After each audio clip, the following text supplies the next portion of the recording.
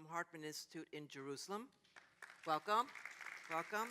And Professor Adam Ferziger, who's the S.R. Hirsch Chair in the Israel and Golda Koschitzky Department of Jewish History and Contemporary Jewry at Ilan University. Welcome.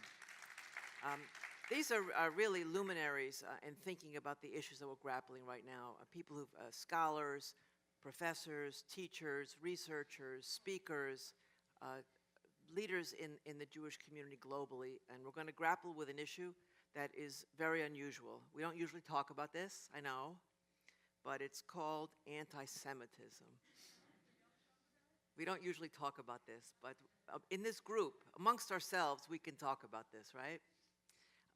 We had, I thought, a very good session this morning talking about some of the big issues. I know that these are issues that you all are very concerned about because you wouldn't be here. I know many of you are here. You spend your lives involved with these issues, paying attention to these issues, struggling with these issues, thinking about these issues involved in the Jewish community in so many ways, and I know you have a lot to say about this. So we're going to try to talk about some of the big issues in the probably a little bit less than an hour we have to do this.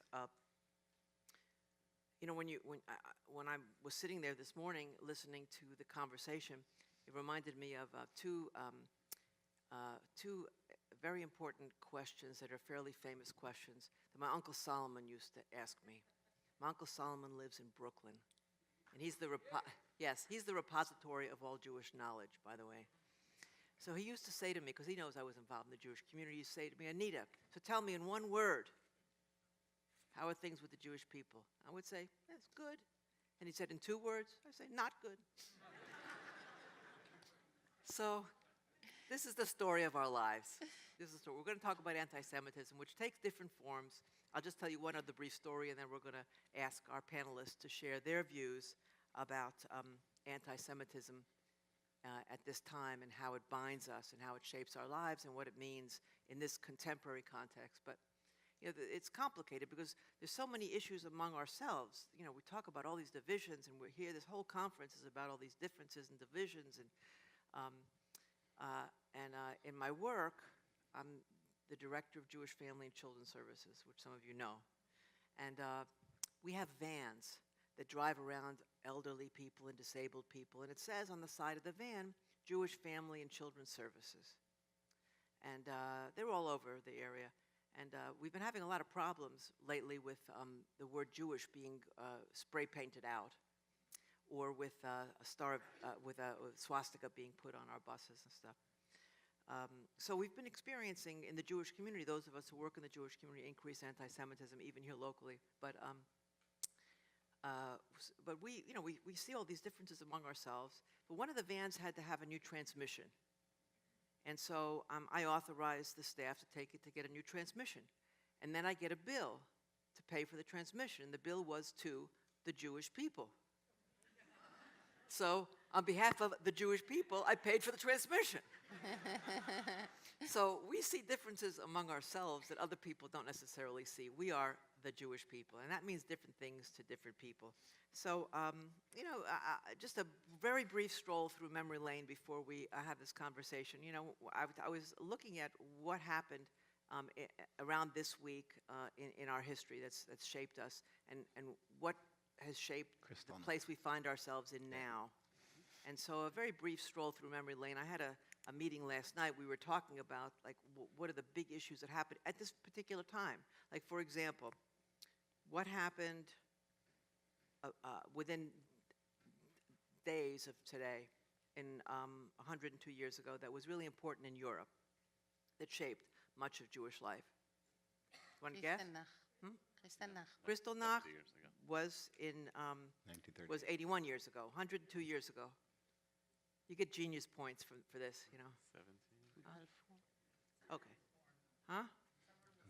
Someone was born. The Bolshevik Revolution happened. That was a lot of people. Balfour Declaration.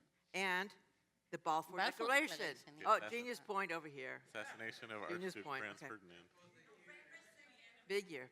November 2nd, exactly. So Balfour Declaration, 102 years ago. Bolshevik Revolution, 102 years ago. And then, of course, somebody mentioned Kristallnacht just happened this week, which was many people see as the beginning of the Holocaust, which was a major event.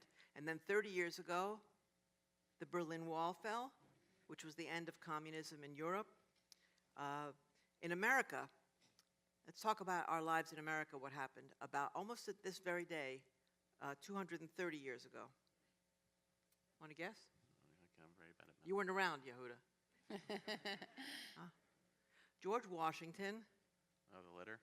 wrote to the Hebrew congregation in Rhode Island saying that we should not be afraid, that everyone should live under their own vine and fig tree, and no one shall make him afraid. Jews should not just be tolerated in America, we have rights. That was an extraordinary difference that sets the tone for what our lives are like in America. And then, almost to this very day, 170 years ago, the first Jews came to the Bay Area. 13 guys came here from Bavaria.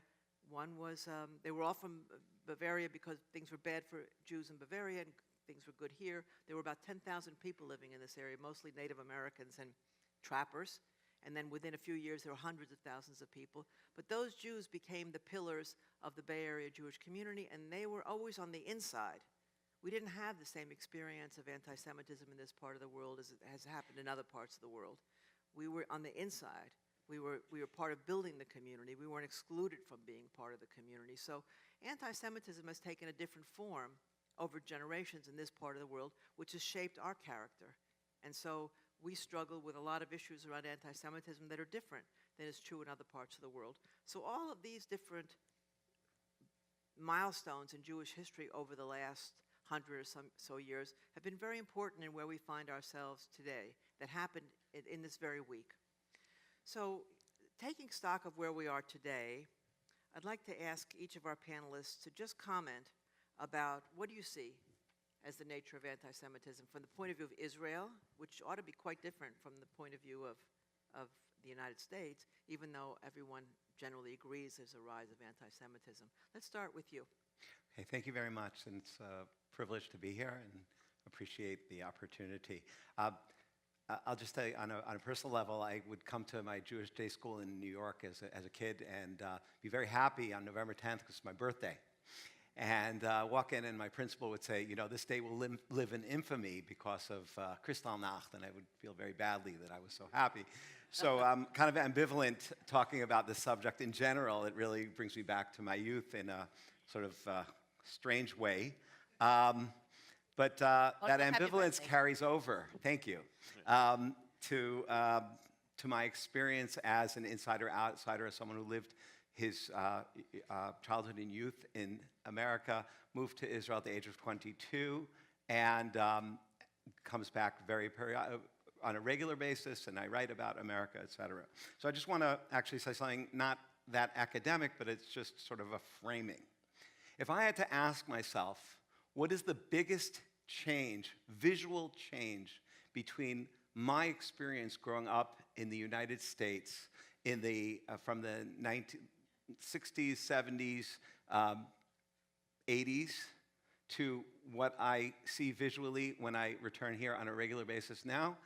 It's the guards in front of the synagogue. I remember the first time my wife and I traveled to, I think it was Prague or to another European city, and attending synagogue on a Shabbat morning and being cross-examined and having to show that we know Hebrew because we didn't have any identification with us, because we didn't carry it with us, and thinking that was so strange, it was so ghettoized. Where are we? You know, it's the end of the 20th century. Why would a Jew have to ever do those things?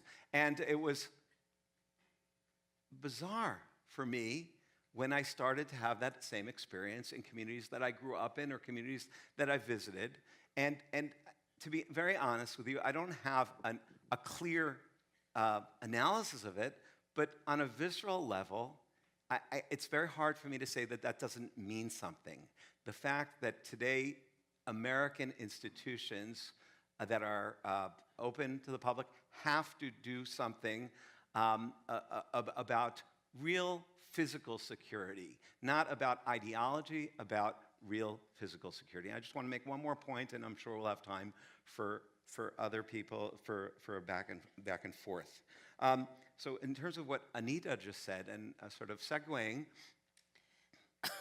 I think here, on an ideational level, there's an experience that Israelis have, which is actually comparable to the American experience. Not the sense of being attacked, but rather the sense that what we experience is not that anti-Semitism. Right. Just like you described it, in the Bay Area, we were inside from the beginning, et cetera, and the whole trope of American Jewry is this idea that there wasn't this, blood entrenched of Pogroms. yeah, right. The whole Yeah. Masorah, the whole tradition, etc. So I think Israelis also, as the new Jew, they clearly have lots of enemies. We clearly have a lot of bloodshed, but it's different. That is the discourse. It is different than the experience of the European Jew, of the Jew in Muslim lands in certain situations. So I'm thinking through this session about what does it mean to not have a sort of an internalized sense that traditional anti-Semitism is part of our identity. I think that is something common to Israelis and American Jews. It is not for people who grew up after around the 60s certainly, but maybe from the mid-20th century, the sense of growing up, unless you lived in certain specific communities, if you live in high-density populations of Jews, the sense of growing up under attack, so to speak, for being a Jew on an individual level is not something that many of us grew up with. And so I would say there are two questions that it raises for me. Is that changing today? Is that becoming part of certainly American Jewish identity or diaspora Jewish identity in a way reasserting itself? And if that is the case, does that present in an odd and actually tragic way, can it be leveraged to a certain type of dialogue between Israelis and Americans, which hasn't existed for the last couple of decades because of the very, very different experience? Yeah, I mean a dialogue around having a shared enemy. Not the shared enemy. And I want to make it clear because I think they're different enemies, but a dialogue of a sense that part and parcel of our Jewish identity is that there are clear groups that intend violence. And I think that is something that is very far from most American Jewish experiences. Sure. And it's usually related to the Holocaust. I just one more sentence. Sure. I was talking to my students this week, American students in Israel about this, and they were telling me about lockdowns and all sorts of things that I never heard about. Yeah. And it was so interesting that they distinguish between Shoah, Holocaust, and anti-Semitism. There was the Shoah, and there was what's going on now. And that also is very interesting because they all learned a lot about the Shoah, but they don't know how to relate that to what's going on now, and I don't either. These are good questions. We're going to get back to this Yes. because I want to hear from everybody what your view is about what our current issues are, and ultimately we want to talk about what does this mean that the organized Jewish community should do differently than we're currently doing, if anything. So, Yehuda, share a little bit your thoughts about this. So the truth is, I'm happy you started where you started, of the shift for American Jews of what may have scared us in a previous set of generations or didn't, and what scares us now. I will tell you that just from the outset, I find this conversation terrifying. Even sometimes, I admit, more than the anti-Semitism itself. Terrifying. Because this is a conversation I've had with my colleague, Rabbi Josh Layden, here in the Bay Area many times. You yelled at me once, Josh. You said, Yehuda, you have no crisis narrative. And the reason for that is crisis narratives, the panic and fear that drive our fear of others is deeply morally limiting. It obscures our capacity to see all of the power and responsibility we have towards other vulnerable populations and a moral vision of what the Jewish people are supposed to be about in the world. And there has been, for a long time, for the Jewish people, for much of the past century, a sense that because of the existence of anti-Semitism, and Rav Yitz spoke about it this morning, right. What we need to be foregrounding are principally questions of Jewish safety and survival. And when we do that, I think we miss out on a lot of what's possible, especially for the Jewish community in America. See, Adam, I don't think anti-Semitism wasn't here and has risen. I am basically of the belief anti-Semitism is, was, and will be. That's why I say that's why I do the Pesach Seder the way I do. In every generation, there are people who want to kill us. But that doesn't become the totality of our field of moral vision. I read the American Jewish experience as actually quite different. The thing that scares me, and I think that should scare us about anti-Semitic violence in America, is that it is connected deeply to two trends that are actually terrifying most Americans, one of which is gun violence and the possibility of mass shootings at major institutions. So when they happen at Jewish institutions, they're just Jewish equivalents of things that are happening to other Americans. And the second is the rise of political polarities, which tend to identify minority and other ethnic communities as their primary targets to play out those polarities. And there, the Jewish community is one of multiple communities. We tend to have a lot of episodes associated with us, but I don't know that those episodes are to us a significant, I don't feel that they are, maybe yet, a significant existential threat. In contrast to, in 1950s and 1960s, the anti-Semitism that American Jews are experiencing was actually structural. It was in the halls of power politically in America. Whole golf clubs get created for American Jews who don't have access to their neighbors' golf clubs. So there are country clubs, et cetera. There's been a total shift of American Jewish arrival in the public square, and so now the versions of anti-Semitism we experience are the types of hatred and violence that other minority groups in America also may experience without having the same structural qualities. So what I'm interested in exploring today and beyond is how do we draw a distinction between vigilance, which the American Jewish community absolutely must have. That's why we have metal detectors and security outside our institutions, without necessarily being kind of inducted into a climate of existential fear. I'll say one last thing on this. Rabbi Professor David Hartman, the founder of the Hartman Institute, probably the essay for which his most famous essay was called Auschwitz or Sinai. And it was a push to Israeli society to ask which of these narratives is going to shape the Israeli future. If it's an Auschwitz narrative, you focus inward, you focus on your vulnerability and your victimhood. If it's a Sinai narrative, we ask, what is the covenantal story that we're living in Jewish history, and what obligations are upon us? Hartman, near the end of his life, acknowledged fighting for the soul of Israel and cared deeply about questions of democracy and religious pluralism and human rights. It was really important for him to sublimate the Auschwitz story.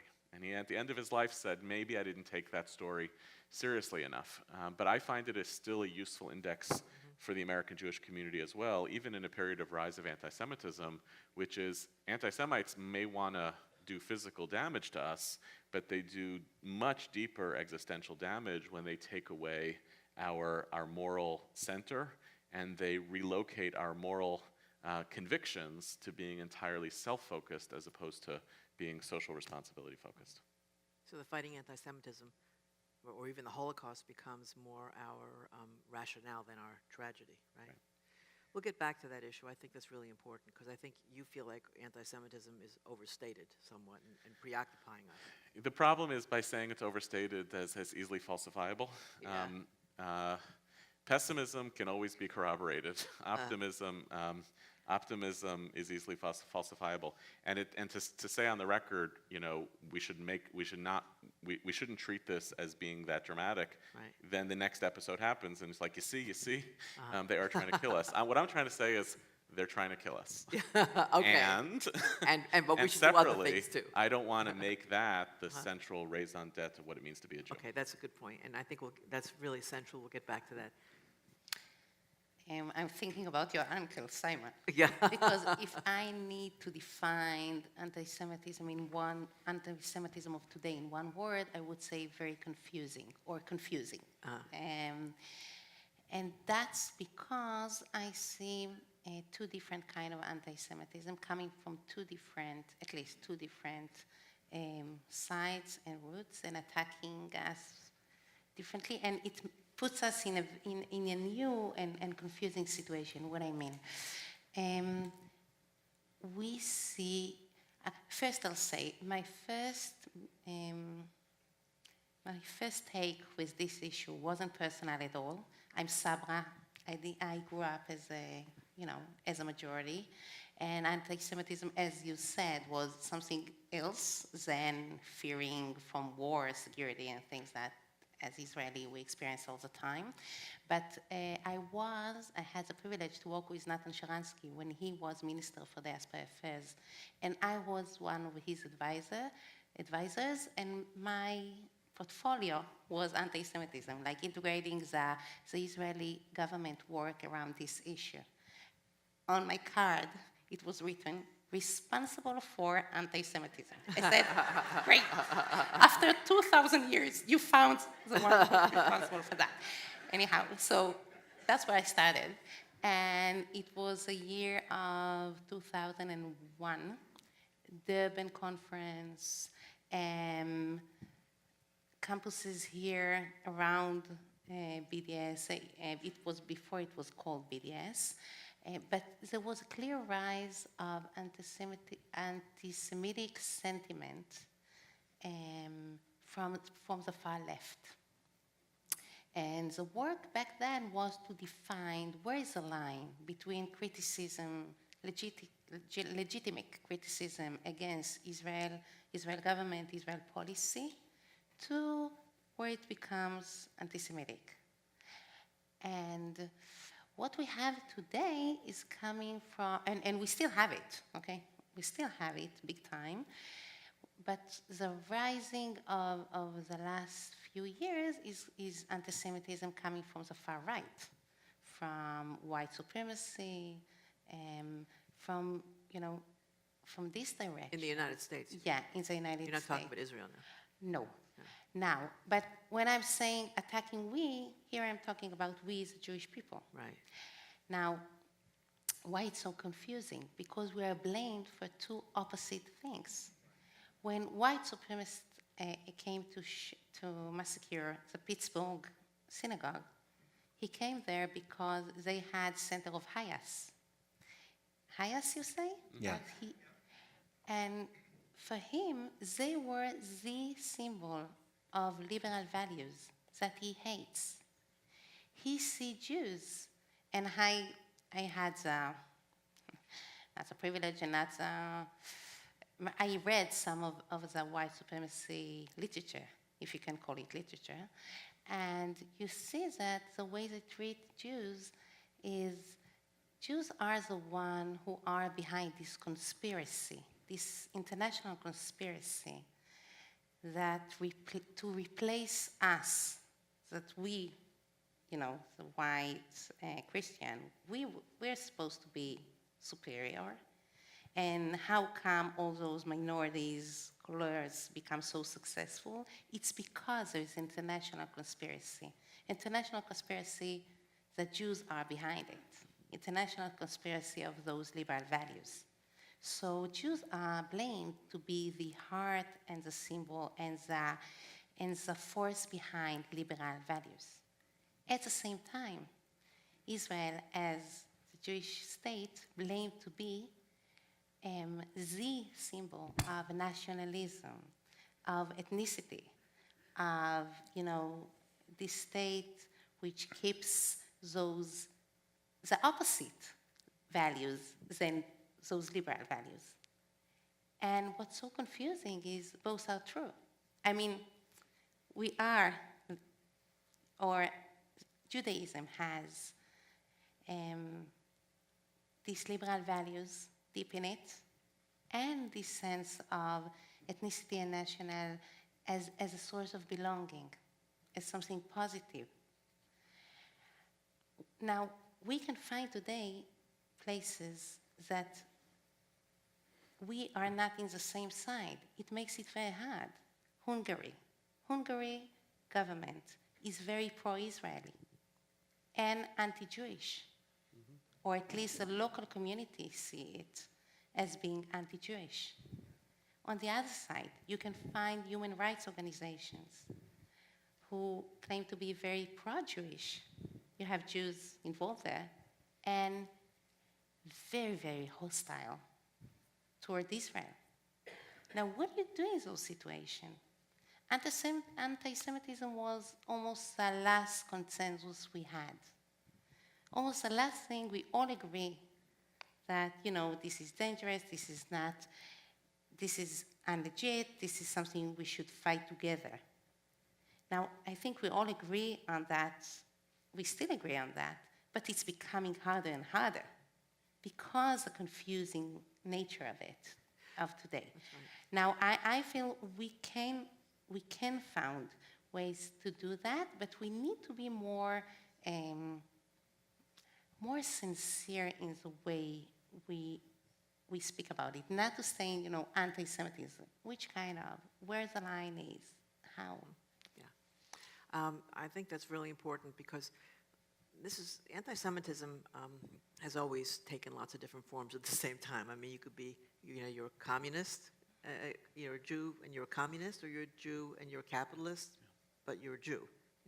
I remember recently I had occasion to meet with Chancellor Merkel in Germany, who was talking about European anti-Semitism. And she said, she was extremely alarmed. She actually used the word terrified too, as you did, about what she sees happening there, as we all know. And she said that she sees it as taking three forms. From the left, it takes a form of delegitimization of Israel. The Jewish people should go away. From the right, it takes the form of Jews as like insects, and it's biogenetic. And then there's, of course, the radical Muslim version, which is a hybrid. Both you should go away, and you're also biogenetically inferior. But all of it means go away. It's all about going away. But the question we have about what's happening now, I mean, if you try to tell people, we're making too big a deal of anti-Semitism, they're just going to get mad, right, Yehuda? I mean, they're going to say, what? We all know that what's happening in the world now, there's increased anti-Semitism. Is it really any different than it has been in previous periods, really? And what should we be doing something different about it? I mean, you said you're afraid that it's taking us in a different direction, this preoccupation with anti-Semitism. Well, part of what concerns me is that the data of the Jewish community reaction to anti-Semitism betrays that it's not really a conversation about anti-Semitism. If we were talking about anti-Semitism, you would do two things. One is you would take seriously that anti-Semites fundamentally hate Jews and want to eradicate Jews, and therefore you would have to identify as a collective member of the Jewish people and care about fighting those anti-Semites who you don't like. And the fact that the Jewish community has partisanized our response to anti-Semitism betrays that we tend to not actually be interested in fighting anti-Semitism. We tend to be interested in fighting anti-Semitism on the other political aisle, or at least to calling it out, which means that we're primarily interested in winning elections. If we can identify and name that the other political party is driving anti-Semitism in America, we can demonstrate that they're anti-Semites and therefore they're not in the American interest. If you're really interested in fighting anti-Semitism, you don't care about its partisan manifestation. The other thing that you might do if you were really scared about anti-Semitism is you might get a little quieter about it and organize more effectively. But since the primary instrument that the Jewish community appears to be using in America is calling anti-Semites out on Twitter, it doesn't look like quiet organizing. It looks like a community that is trying to, in some ways, broadcast its fears and try to use them as a cudgel. Deborah Lipstadt has a great articulation of this, where she says, part of the responsibility is how do you fight anti-Semitism without simultaneously amplifying it? And so much of our response, which is part of what's making me concerned, is that instead of saying, here's a social, theological, political problem that we could do some serious organizing, coalition building, et cetera, to deal with, we're doing a lot of amplifying this, and I think that's because it serves our various political needs in America right now. So you feel like it's become a partisan issue? I think it's explicitly a partisan issue. Yeah. Right-leaning American Jews talk almost exclusively about anti-Semitism coming from the political left and being about Israel. And Jews on the left speak almost exclusively about anti-Semitism as a white nationalist phenomenon, because it's very hard to admit that you may be allied with anti-Semites, and it creates all sorts of these weird apologetics of so-and-so can't be an anti-Semite, I had Shabbos dinner with them, yeah. Right? Which is functionally irrelevant if we're talking about toxic ideas that can transcend individual commitments and turn into public policies that are dangerous to Jewish lives. Can Adam. I interject Yeah, please. here? Yeah. Let's just feel free. Let's just have a conversation Okay, about this. so I want to press this a little bit. Someone very smart made the following argument to me, and I'm raising it as a question, but it's in response to what Yehuda just said, that ultranationalist right-wing people always hate Jews and always express it, and it's part of their core identities and outlooks, etc. What worries this person is when people who are liberals express anti-Semitic ideas. So at first I thought when the person said that, that was partisan, like, okay? But then I was thinking about it, and I spend a month each summer in Oxford, in England, and so I'm pretty familiar with what's going on in England with the Labour Party, et cetera. And the distinction is one that I think that we have to touch on because it relates directly to what it means to be an American Jew, which is that liberal values, which are the predominant discourse of American Jews since Roosevelt, certainly, should, by definition, undermine anti-Semitism. Because they're based on principles of respect for human beings and for diversity and all sorts of things that would seem to be absolutely not allow for these anti-Semitic types of discourses to emerge. And therefore, when you have it going on both sides, it's not the same thing. The one on the liberal side is more alarming because then you're talking about a more broad-based type of thing, and it's not the natural, it doesn't fit really in the broader worldview of the liberals. So I thought that was very, very interesting. I see some people shaking their heads. I think this is very, very hard to hear.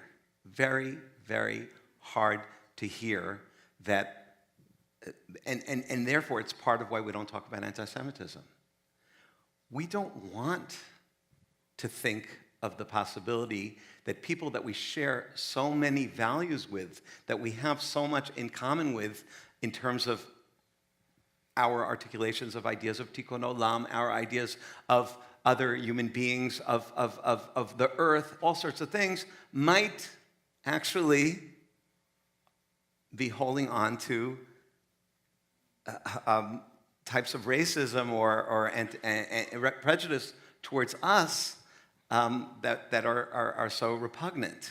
And I don't think that this is definitely the dominant discourse among people who are liberal, but the fact that it exists, and I think what has changed in the last decade is that it's legitimate to express some of those ideas. Again, there's the elephant in the room. Is it anti-Israel? Is it anti-Semitism, et cetera? But assuming that a lot of it does come across today as anti-Semitism, I think that's something that we cannot ignore, but it is very, very uncomfortable. Just say one more comment.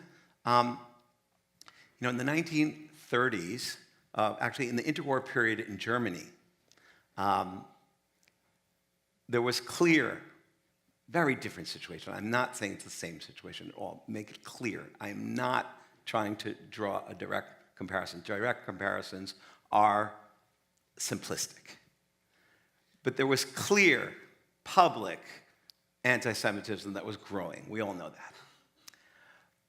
Touching on what Yehuda said, but it's interesting how different people reacted.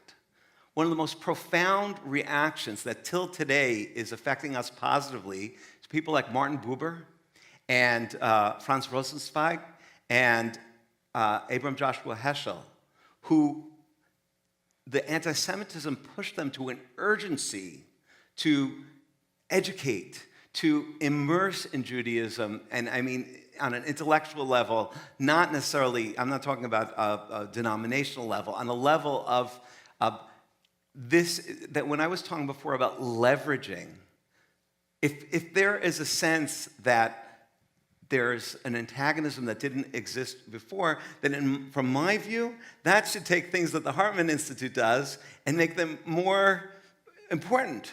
make them. It's not that either or. We have to say either we're focused on anti-Semitism or we're focused on Jewish enrichment and Jewish growth in terms of content, etc. Like David Hartman's essay, Auschwitz versus Sinai. I think that actually the Sinai gains much greater urgency when we see police cars standing outside all our synagogues and our JCCs and medical detectors. And that would seem to be, rather than bemoaning or just tweeting like you said, that would seem to me a derivative that is a very, I don't like positive, but that is a positivist one, which is taking it to a good place. You want to respond? But part of the issue, I think, is that in your characterization of liberalism, essentially what you said is liberals should be scandalized by anti-Semitism in ways that conservatives shouldn't. That's why it's alarming, because it exists, even though it runs counter to liberal values. But the real problem is not liberals against conservatism. It's actually that there's two different terms here, and I think it's really important to be precise. Anti-Semitism is not really a major problem for the majority of the plurality of Americans who would identify as liberal. There's a big distinction between liberals and progressives because they have totally different worldviews. The liberal believes in the integrity of the human being, classical liberalism, and sees the state as a means of supporting and sustaining that value, enduring that value. Progressives have a much more rooted critique of whether the modern nation state can ever actually take care of individuals, and is interested, especially American political progressivism right now, in dismantling those structures because it sees the ways that they become ethno-nationalistic. If you want to identify a problem in the progressive camp, I see it and I care about it too. But then you also have, on the other side of the story, the rise of the pro-ethno-nationalists, including most of the state of Israel, that is effectively complicit in a narrative that validates its strongest critics. So I'm with you to some degree of I should be more concerned about this because it represents what seems to be an ideological hypocrisy. You seem to care about this, and yet you hate Jews in that process. But I'm also looking at being an inheritor in the 20th century of ethno-nationalism as the thing that killed more Jews than anything else. And when I see, and you alluded to this before with respect to Hungary, when you see that Israel essentially playing in the camp of that ethno-nationalism, that's where this polarity really starts to become dangerous between the rise of ideologies that are totally against the infrastructure of the state, and then Israel as a kind of representative of that kind of state on the world stage. You want to respond? But yeah, Good. I kind of, because just like you said, there is distinction between liberalism and progressiveness. Mm-hmm. So there is a distinction between, now I would say it in Hebrew and we'll think together how to say it in English, between לאומיות and לאומנות, obviously. I mean, לאומנות stands for ethno-nationalism, which is racist, which focused on who are we not, who are we against, while לאומיות focus on who are we. Now, Begin was the head of the national camp in Israel and very liberal at the same time.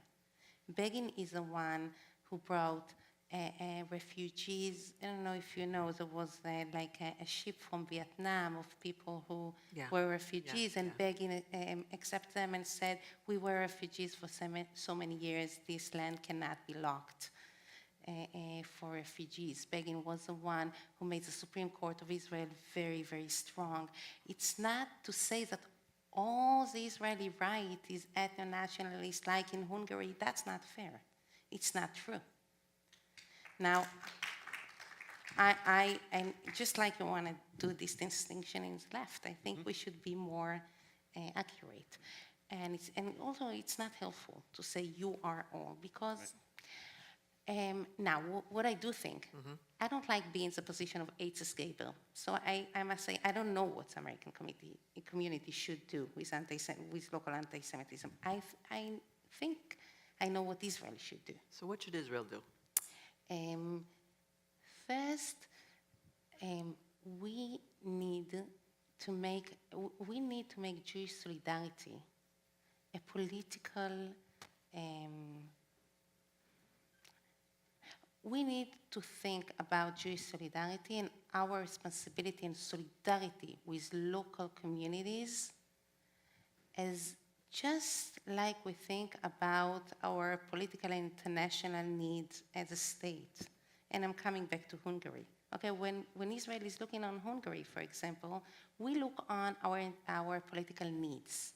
We need allies in the European Union against, all kind of this chess play.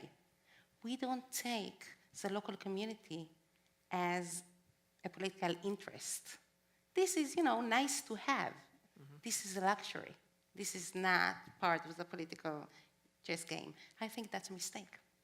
I think having a close relationship with diaspora Jewry is part of the political need and interest of Israel.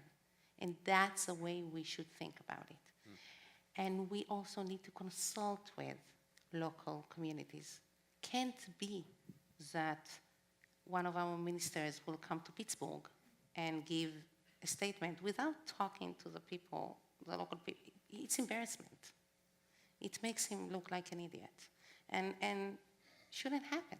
Cannot be that Israel Prime Minister will go to visit European country without consulting before with the local community. So, and the last thing I think, what I was saying, by the way, is we need to have double loyalty. Like, I know... You have what? Dual loyalty. Dual loyalty. It's not a bad thing to have dual loyalty. Yeah, we It's need fine. to have dual loyalty. Yeah, good. Yeah. And it's complicated. It's complicated. Yeah. But we need to have it.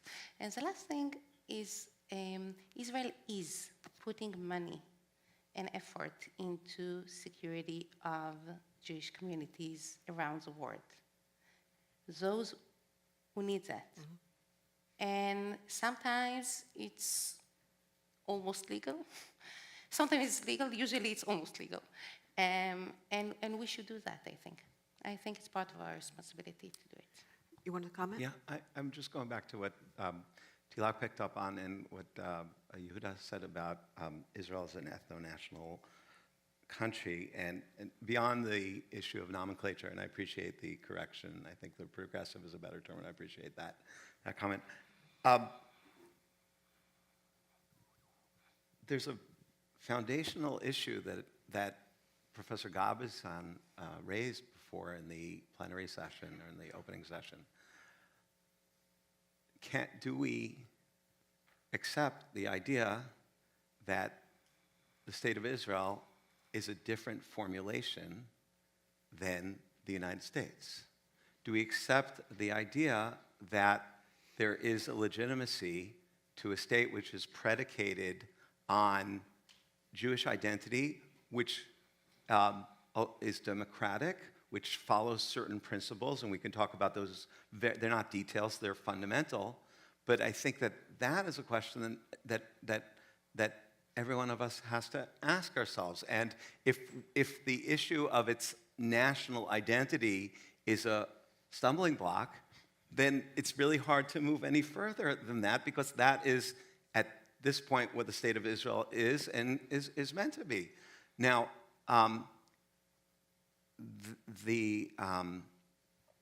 once one does accept the fact that these are different, and that one might be my better comfort zone and the other less, then one can question, okay, I don't like the word loyalty, but I often think about it as, if I'm an American citizen, I live in the United States, this is my country, and I may deplore the political posture of leadership or et cetera, but it is very clear, except for a very small majority, that I live here, and if I care, I'm going to do everything I can to make changes and to push for a better policy, a better leadership, et cetera. I think from about 1967 to, I don't know if it's 82, 90, I don't know where to put it, that was foundational to American Jewish identity regarding Israel. Israel is part of our identity. We are Jews. We don't live in Israel. We support Israel. We don't agree with everything that Israel does. We will push for our approach, but we certainly see a legitimacy to the state of Israel. It seems to me, and I really would like to be corrected if I'm wrong, but to me, this whole conference is sort of predicated on the fact that that's no longer the normative discourse among a significant voice in American Jewry. And from my perspective, looking at that, you mean the centrality of Israel is no longer. The loyalty and then moving from there. Yeah. That this is, Right, we're committed to the state of Israel. Right. Now, how can we make it a better place? Right. Now, if that's the case, then we can make types of comparisons between ethno-nationalism in Israel and horrendous things going on in America, and then say, well, if I'm uncomfortable with that, and lead it to where it can lead. If I take the position where I identify with Israel, not with policies necessarily, but with the state of Israel and its founding principles or its foundational principles, then I think I may have a much harder time making the academic type of comparison you're making, because that academic comparison leads to the conclusion, no, if I can't identify with ethno-nationalism here, then I can't identify with ethno-nationalism there, and then this whole conversation sort of, leads that way. So to be clear, I'm not making an argument that Israel is empirically an ethno-nationalist state. That's not what I'm saying. I'm saying that those ideas are on the rise, and we know that those ideas are on the rise. Right. They're on the rise in Israel. They're on the rise in certain parts of American political discourse. They're certainly on the rise in Europe. Right. That version of right-wing ethno-nationalism and the progressive critique of the state are codependent. Right. They need each other. When you have a situation, you alluded to it before, when Naftali Bennett is the representative of the Israeli government showing up to speak in Pittsburgh, and he's met by protests by the progressive wing of the Jewish community, Ben the Ark, Jews for Racial and Economic Justice, that is a perfect vision of this storm, because the progressive critique says, don't send us one of the leading voices of an ethno-nationalist Israel. Because then the argument that lives in between that, which is, I think, where I want to focus my energy, because I actually think it still speaks for the majority of the Jewish people in both America and Israel and elsewhere, is that there's a space between those positions which believes that fighting anti-Semitism and fighting for democracy are identical. Yeah. That's what seems possible. But when democracy gets treated as a bad word in Israel, when human rights is talked about, very critically, it becomes much harder to hold that middle space where fighting anti-Semitism and fighting for democracy should be considered part of the same family of values.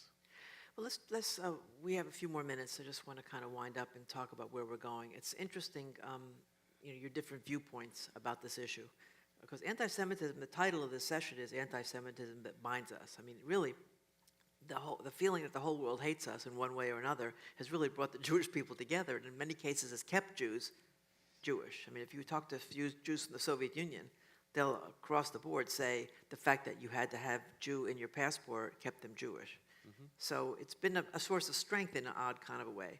But in the organized Jewish community, when a lot of the energy goes into fighting anti-Semitism, how do you fight anti-Semitism, really? I mean, we know that it's taking different forms, and it's a preoccupation, and maybe the fact that we're preoccupied with our death has been the reason why the Jewish community is peppier and stronger than it's ever been. Mm. But the bigger issue that I see, and I'd like you to comment on this, is that most American Jews especially, and I don't think Israelis either, feel like their lives have been shaped by anti-Semitism.